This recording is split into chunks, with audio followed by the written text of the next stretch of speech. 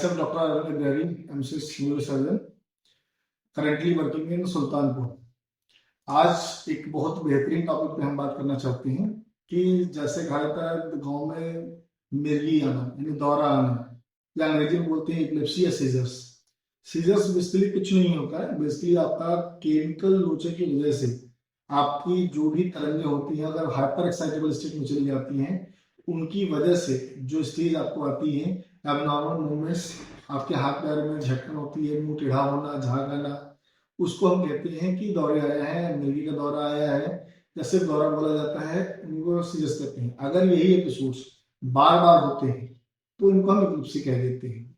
But एक सामान्य भाषा में समझें, बेसिकली जो झटका आता है, टिपिकल झटके की बात करें तो उसमें क्या होता है, किसी एक तरफ के हाथ पैर में आपको तनाव होता है, बार बार रिपीटेड मूवमेंट्स होते हैं, मुंह टेढ़े हो जाते हैं, आई बॉल्स अप्रूव हो जाती हैं, मुंह से झाग आता है। अगर ये हम बच्चों की बात करें, बहुत लाइकली अगर बहुत छोटा बच्चे होते हैं तो वो ज़्यादातर एक्सेसिव क्राई करते हैं, रादर देन कि कोई सिम्टम्स, जरूरी नहीं कि कोई सिम्टम्स ही है, अगर एक्सेसिव क्राई करते हैं तो वो भी एक झटके हो सकते हैं।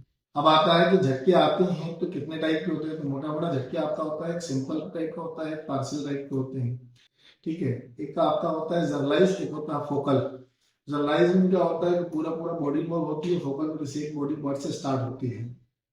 अब आते हैं कि अगर मान लो इनके झटके होते हैं तो झटके क्या इलाज है, इलाज है तो ऐसा नहीं है। झटके का इलाज संभव है, डिपेंड करता है कॉज।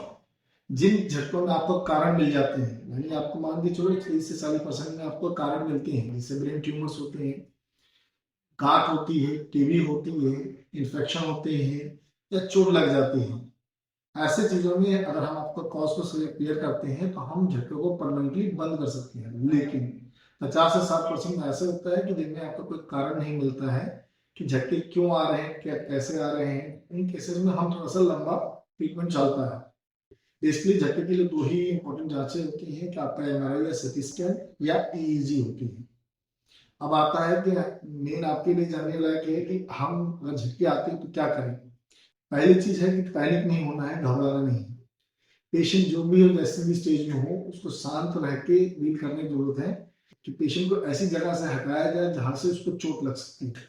जैसे अगर मान लो खड़े खड़े मारा तो आप लिटा सकते हैं, एक तरफ करवट करना है, जिससे मुंह से झाग आ रही है तो आपको करवट रखना है, जिससे कि पेशेंट एस्पिरेट ना करे, यानी जो भी मुंह से उल्टियां हो रही हैं या जो बोल रहा है उसको अंदर ना जाए।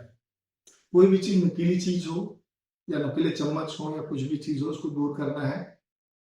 एक पिलो है, गर्दन पे रख सकते हैं, टांगों के बीच में रख सकते हैं, और लाई डाउन पोजीशन में ही करवट बदल के रखना चाहिए। अब ये अगला सवाल होता है कि कब हम समझे कि इमरजेंसी है। मोस्टली झटके आपके जो है 1 से 2 मिनट में खत्म हो जाते हैं।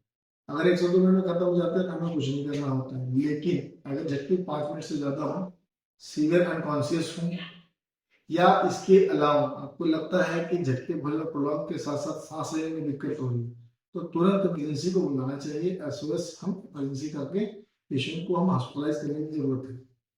अब रही बात हॉस्पिटल में जाने के बाद, ये हॉस्पिटल के दौरान क्या करना है, अगर रास्ते में भी होता है तो आपको यही चीज ध्यान रखनी है कि पेशेंट को गिरने से बचाना है, चोट लगने से बचाना है। अब ये अगला सवाल होता है कि झटके वाले मरीज को अगर एक्टिव सीजर्स हैं तो आपको क्या क्या नहीं करना है। जैसे स्विमिंग में आपको नहीं करना है, ड्राइविंग आपको नहीं करनी है, कहीं ऊंचे जगह में चढ़ने की जरूरत नहीं होती है, या बहुत ज्यादा स्ट्रेनस वर्क यानी काफी तगड़े जो काम किए जाते हैं मेहनत वाले, उतने काम नहीं करना चाहते हैं।